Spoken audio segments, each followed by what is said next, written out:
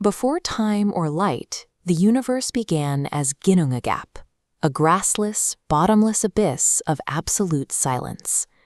From the north, Niflheim pushed outward, sending a creeping advance of heavy, crystalline rime ice and freezing venom that clashed with the void. In the south, Muspelheim surged with primordial fire. It was a realm of molten flecks and bright sparks, constantly erupting into the darkness. These two absolute extremes, lethal frost and raging heat, expanded until the vacuum between them could no longer hold. The collision created a thermodynamic pressure that demanded a physical resolution. When the heat of the south met the rime of the north, the ice began to thaw and drip. The frozen void started to weep. Those droplets of venomous water took the form of Ymir, a giant of unfathomable scale. He was the first living being, a hermaphroditic entity coagulated from the melting frost. From that same thaw emerged the cow, Audhumla. As Ymir slept in the void, he was sustained by the 4 rivers of milk that flowed from her teats. This was a universe of stasis. Ymir merely existed, slept, and produced more giants from his own sweat. This iteration of life was pure chaos. It would take a deliberate act of violence to turn this body into a world. As Audhumla licked the salt-caked ice for nourishment, she uncovered the first of the gods, a man named Buri. Buri had a son named Bor, who married the giantess Besla. Together they produced 3 sons, Odin, Vili, and Ve. The 3 brothers represented the emergence of order. They looked at the thundering, aimless mass of Ymir and his offspring, and saw only a chaotic obstacle to the universe they intended to build. The 3 brothers attacked. They ambushed and slaughtered Ymir in the center of the void. The giant's blood gushed from his wounds in such a volume that it created a cosmic flood, drowning nearly every other frost giant in existence. Structure would not arise from nothing, but from the reordering of this butchered matter. In the Norse mind, order began with a kill. The gods dragged Ymir's colossal corpse into the middle of Ginnungagap. The giant was no longer a being. He was now the raw material for geography. This diagram illustrates the translation. The gods took Ymir's shattered bones to form the world's mountains. They packed down his flesh to create the soil, and filled the negative space with his blood, forming the vast seas. Above it all, they hoisted Ymir's skull. They set it in 4 corners to create the dome of the sky, with his brains thrown upward to form the clouds. The shining stars were not independent lights. The gods caught the stray, flying sparks from Muspelheim and trapped them within the curvature of the giant's skull to mark the passage of time. Our physical reality is the product of this cosmic dissection. Every hill and every ocean is simply a repurposed part of a fallen monster. Even with the world forged, the gods knew it was fragile. Beyond the edges lay the hostile remnants of the giant race, waiting to reclaim the void. To protect the center of the world, they ripped the coarse eyebrows from Ymir's face and used them to build a massive fortification. They called this enclosure Midgard. In the quiet aftermath of their creation, Odin, Vili, and Ve walked along the shoreline of the new blood ocean. There, they found 2 pieces of lifeless driftwood washed up by the tide, a log of ash and a log of elm. This was the state of the universe, a massive armored enclosure of bone and blood, and at its center, 2 pieces of mundane, fragile timber. The gods leaned over the wood. Odin breathed into them the spirit of life. Vili gave them wit and feeling, and Ve gave them the form and senses of humans. The rigid wood fibers softened. Gray bark took on the warmth and porosity of living skin. These beings were named Ask and Embla, the first man and woman, and the ancestors of all humanity. These pulse-beating, warm creatures stood at the center of an environment constructed from rotting remains, soft tissue and spirit, housed within the eyelashes of a titan. In this universe, humanity is fragile timber sheltered by the skull of the dead, existing miraculously on the precipice between the advancing frost and the eternal fire. In ancient Norse cosmology, the universe operates as a living structure. An immense ash tree called Yggdrasil acts as the central axis of reality, its roots and branches physically holding all existence together. This map shows the basic geography of the 9 worlds suspended within the tree. You have Asgard high up in the canopy, Midgard in the center where humans live, the light elves over in Alfheim, and the master smiths laboring deep underground in Nidavellir. This organic network is constantly under siege, gnawed at the roots by the dragon Nidhogg, and weathered by stags in its branches. To keep the tree alive, the gods must gather daily at the Well of Fate to water its roots, making the physical survival of the cosmos a daily labor of divine governance. But that governance is failing. The divine rulers are divided into 2 distinct tribes with completely incompatible worldviews, making it impossible to maintain the rituals that keep the tree from rotting. The first tribe is the Aesir. Led by Odin and Thor, they represent absolute martial law, the destructive power of the storm, and the unyielding order of iron. Their counterparts are the Vanir. Gods like Njord, Freyr, and Freyja derive power from the damp earth and wild prosperity. Instead of steel, they wield a reality-bending form of magic known as Seidr. The friction between these 2 factions is absolute. You have the rigid, top-down hierarchy of the Aesir pressing directly against the feral, untamed mysticism of the Vanir. Because neither side can tolerate the other's methods, the cooperative labor required to sustain Yggdrasil has stopped, leaving the cosmos to face an inevitable war. The conflict erupts when the Vanir's twisting magic infiltrates the sovereign stronghold of Asgard. The Aesir respond with overwhelming physical force, generating violent storms and hurling barrages of spears at their enemies. The Vanir bypass physical combat entirely. They deploy organic rot and dark enchantments to dismantle the Aesir's military machinery from within. The fighting drags on for years, exhausting both sides. The Aesir cannot smash the Vanir's magic, and the Vanir cannot weather the Aesir's physical might. Spears cannot pierce a spell of rot, and enchantments cannot silence a storm of iron. For the first time, both tribes look at a universe that neither can master alone. To end the slaughter, the 2 tribes turn to an ancient customary solution, striking a bitter truce secured by exchanging high-ranking hostages. The logic of the trade is simple. The Vanir hand over their most vital figures, Njord, Freyr, and Freyja, to live in Asgard. In return, the Aesir send 2 of their own, the dim-witted Honir and the wise Mimir. But the exchange relies on deception. Honir is incapable of making a decision without Mimir constantly whispering instructions. Outraged, the Vanir execute Mimir, sever his head, and send it dripping back to Odin as a total rejection of the false treaty. This political failure leaves the tribes more divided than before, proving that simply trading individuals is not enough to repair a fractured world. With Mimir's head returned in a box, the gods realize that if they return to open warfare, the resulting chaos will leave Yggdrasil's roots completely untended, allowing the dragon and the rot to finally bring down the entire structure. To prevent this collapse, both tribes gather in a dim hall. Setting down their weapons and their pride, they stand shoulder to shoulder and spit their essence into a single massive iron cauldron. From that mingled saliva, a new entity is born. His name is Kvasir, a being crafted directly from the union of storm and soil, martial law and wild magic. Kvasir wanders the cosmos, answering any question asked of him. He possesses the total knowledge of the universe because he is the only being to contain the perspectives of both warring extremes. This total synthesis, the mingling of iron and earth, is the only force capable of stabilizing the 9 worlds. Kvasir was the realization that the cosmos only holds when opposing powers are fused into one. In the Norse cosmos, divinity is a trap. Unlike the omnipotent deities of other mythologies, the Aesir and Vanir live under a rigid, immutable schedule of doom. Every event, from a successful harvest to the eventual death of the gods, is recorded in a script that cannot be edited. The physical structure holding this reality together is Yggdrasil. This immense gray ash tree functions as a cosmic scaffold, its roots and branches plunging into the 9 distinct realms of gods, mortals, and the dead.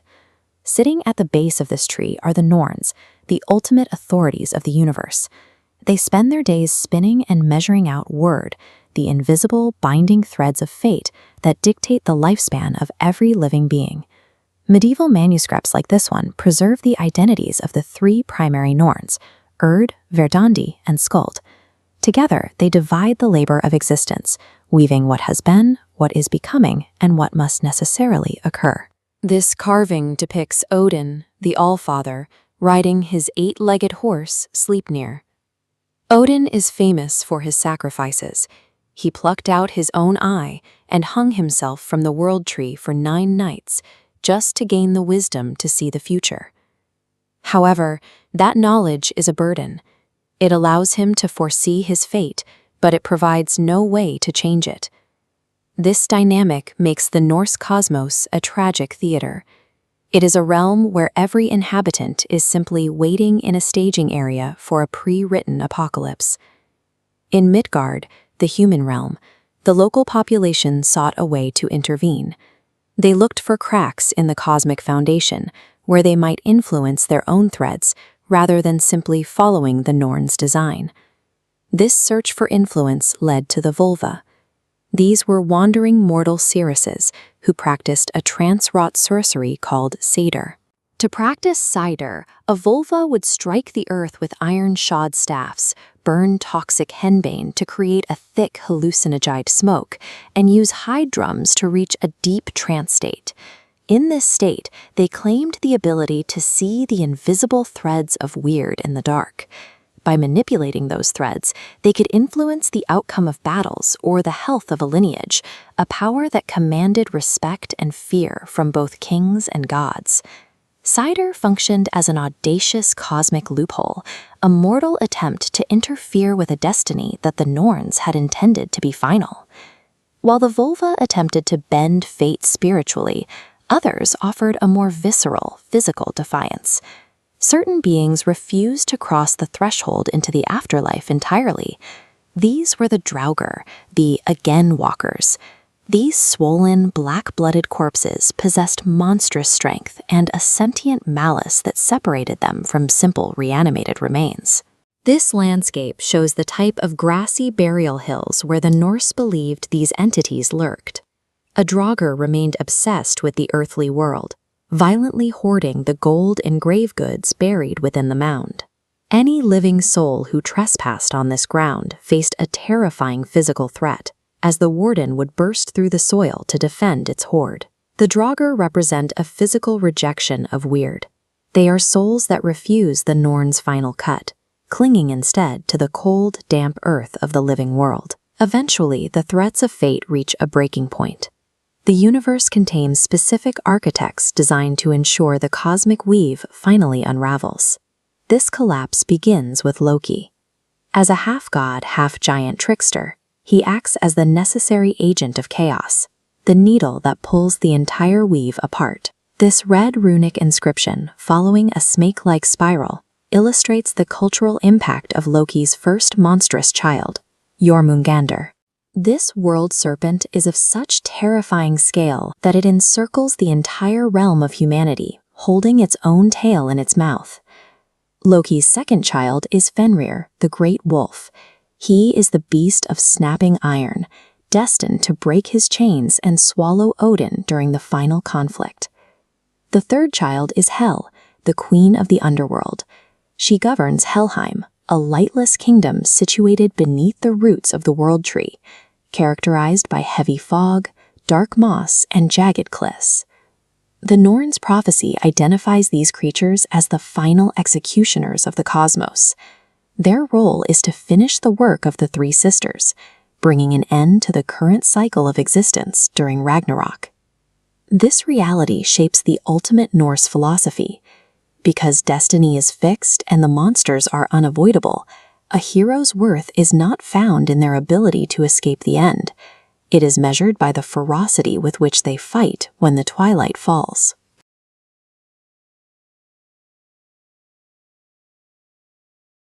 Asgard, the realm of the Aesir, stands as a beacon of cosmic order. Its golden halls ring with the boasts of unyielding warrior gods. Yet every spear sharpened and every shield forged here is done with a singular, chilling knowledge. They are preparing for a war they are destined to lose. This manuscript preserves a poem called the Voluspa, the prophecy of the seeress. It lays out the entire lifespan of the universe, explicitly detailing how the cosmos will end. According to these verses, the fate of the gods is absolutely predetermined.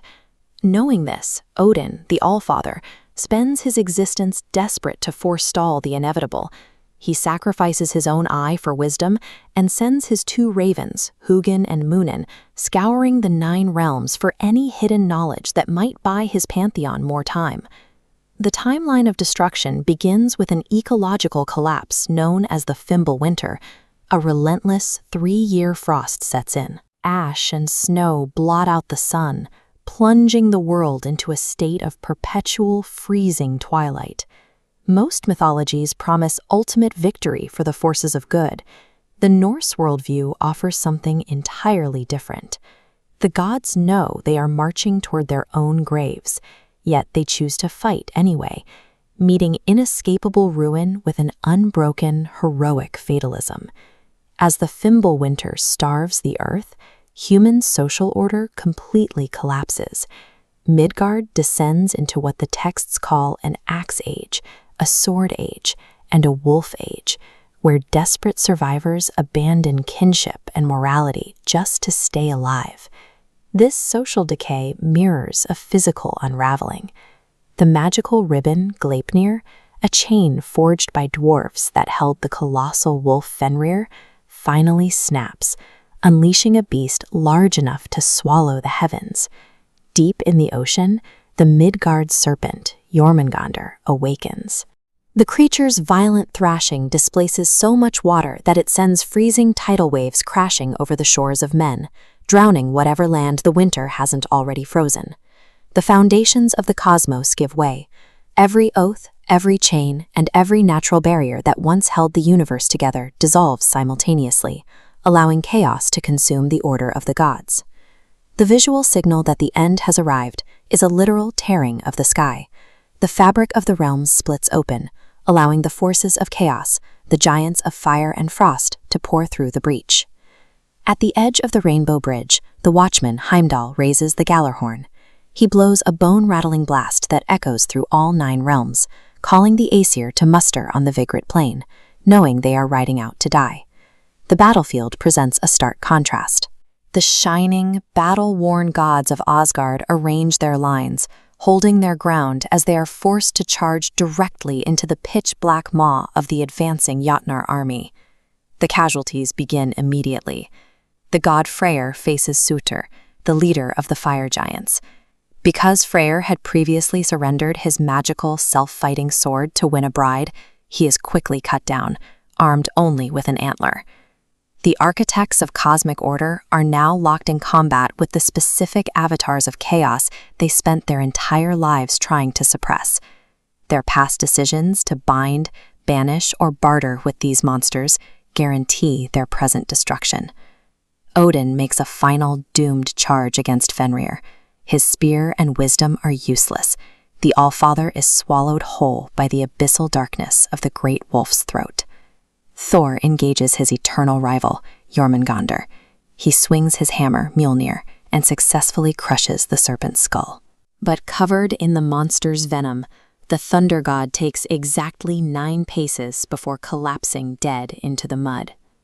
Nearby, Heimdall and the trickster Loki, bound by a long history of enmity, clash in the thickening ashfall. They strike simultaneous, fatal blows, piercing one another and bleeding out side by side. With the defenders broken, Surtur unleashes a blinding, sun-bright heat from his sword. The flames catch the roots and branches of Yggdrasil, setting the cosmic world tree completely ablaze. The scorched earth gives way. The continents hiss as they slip entirely beneath the surface of a silent, boiling, pitch-black sea. The physical world is dead. The final submersion of the earth marks the end of the old world's blood debts and broken oaths. This total destruction clears the landscape of its ancient corruptions, fulfilling the prophecy that a purified world would rise from the silence of the sea. Eventually, the dark ocean breaks. A new Earth breaches the surface, rising out of the water shockingly green, wet, and fertile, ready to sustain life without the need for human toil. The younger gods who survived the fire gather at Mimi's Holt, a sacred wood that escaped Surt's flames. They are joined by Balder and Hoder, brothers resurrected from the realm of the dead, returning to the light. In the fresh grass, they find the golden chess pieces that belonged to their fathers. Picking up the plain pieces establishes a tactile, emotional link to the world that was lost, honoring the old gods' memories. Humanity survives. 2 humans, Lif and Lifthrasir, emerge from the protective bark of the sacred wood, having sustained themselves on the morning dew, ready to repopulate the renewed earth. This narrative reveals the Norse belief in the cyclical nature of the universe. Within this cosmos, destruction is a required phase of transformation that allows a new, fertile order to emerge from the ashes of the old.